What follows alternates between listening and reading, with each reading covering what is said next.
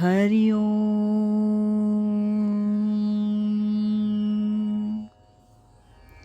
सार्थक वाटे झालिया वेचाचे, जीवनगाथा एका तपस्विनीची या शीर्षकांतर्गत पूजनीय स्वामीभक्त डॉक्टर सुषमाताई वाटवे यांच्या संकलित आत्मवृत्ताचं वाचन आपण ऐकत आहोत.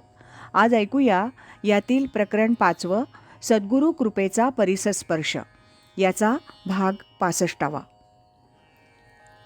काही संतांनी देहात असतानाच आपल्या शिष्यवर्गाला आपली समाधी कुठे असावी, कशी असावी याची कल्पना दिली होती, असं त्यांच्या चरित्रावरून दिसतं.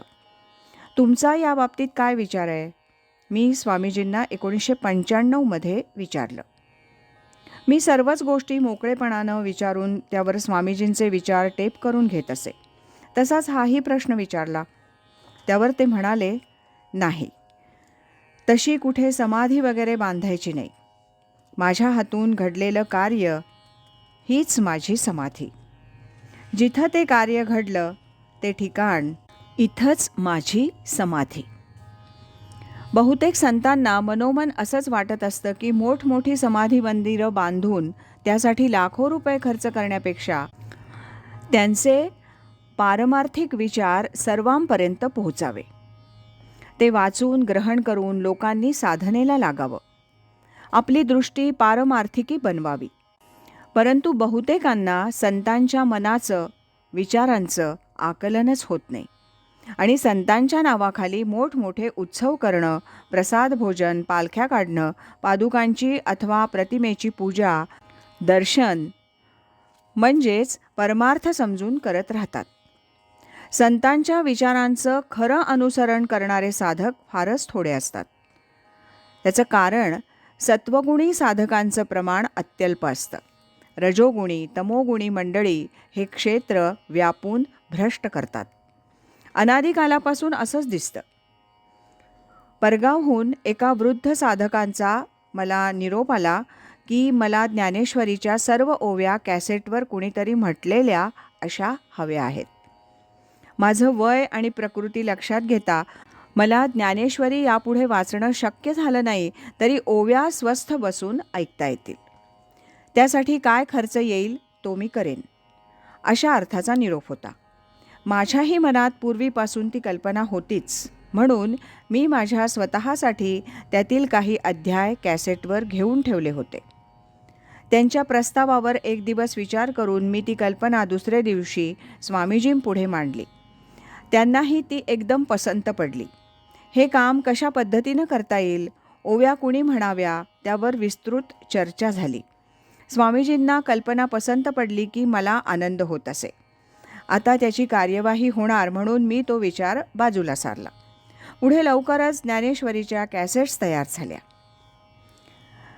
एखाद्या वाघाला पिंजऱ्यात कोंडून ठेवून त्याच्याकडून काही काम करून घ्यावं ना, तसं मला इथं काम करताना वाटतं. तुम्ही मला काम करण्याचं पूर्ण स्वातंत्र्य दिलं तर ग्रंथलेखनापासून ते ग्रंथ प्रकाशन, ग्रंथ सर्वांपर्यंत सर्व दूर पोहोचतील अशी व्यवस्था करणं, हे सर्व मी तुमच्या शक्तीनं, तुमच्या मार्गदर्शनाखाली करू शकेन असा मला विश्वास वाटतो. सध्या या बाबतीत माझे विचार आणि इतरांचे विचार यात बरंच अंतर आहे. तेव्हा मी काय करावं ते तुम्ही सांगा. त्यावर स्वामीजी म्हणाले, सध्या काही दिवस आहे तसं चालू द्या, मग पुढे बघू. त्याप्रमाणे काही दिवस माझ्याकडून ग्रंथलेखनाचं काम झालं. स्वामीजींच्या पश्चात मला स्वतंत्रपणे काम करणं शक्य झालं. स्वामीजींच्या आजारपणाच्या काळात बरेच नवीन ग्रंथ तयार झाले. काही ग्रंथांचं पुनर्मुद्रण झालं. मंडळातील साधक म्हणत, सुषमाताई, नवीन ग्रंथ जास्त होऊ देत. मी स्वामीजींना म्हणे, आपण नवीन ग्रंथ आधी काढू, पुनर्मुद्रणाचं काम मंडळ नंतर करेल. परंतु स्वामीजी म्हणत, नाही, आधी काही ग्रंथांचं पुनर्मुद्रण करा, मग नवीन ग्रंथांकडे लक्ष द्यायचं. मला याचं कारण काय ते त्यावेळेला कळलं नाही, पण आता लक्षात येतं. थेंबुटा सागरी बुडाला हे स्वामी माधवनाथांचं 1979 चरित्र स्वामीजींच्या मार्गदर्शनानुसार काही पानं कमी करून पुन्हा छापण्यात आलं. बोधामृत हा छोटा ग्रंथ पुन्हा तपासून त्यातील काही चुकीचा मजकूर स्वामीजींकडून तपासून घेऊन त्याचं विषयवार वर्गीकरण केलं. त्यातील विषयांना क्रम लावून ते पुनर्मुद्रित करण्यात आलं. त्यात 3-4 महिने गेले. 1995-96 या दरम्यान पसायदान हा ग्रंथ संपूर्णपणे नव्यानंच माझ्याकडून लिहिला गेला आणि तो माझा मंडळासाठी लिहिला गेलेला शेवटचा ग्रंथ ठरला. का कोण जाणे, पण मी तो ग्रंथ लिहित असताना 2-3 वेळा स्वामीजींना म्हटलं होतं की हा बहुधा माझा शेवटचा ग्रंथ आहे. स्वामीजी त्यावर काही उत्तर देत नसत आणि खरोखरीच तो ग्रंथ शेवटचा ठरला. त्याचं प्रकाशनही स्वामीजींच्या पश्चात 4 दिवसांनी गुरुपौर्णिमेच्या कार्यक्रमाच्या दिवशी झालं. आज इथेच थांबूया. यानंतरचा 66वा भाग आपण उद्या ऐकूया. अखंड करी सोहम ध्यान,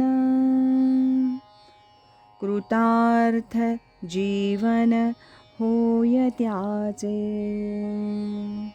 हरि ओम तत्सत.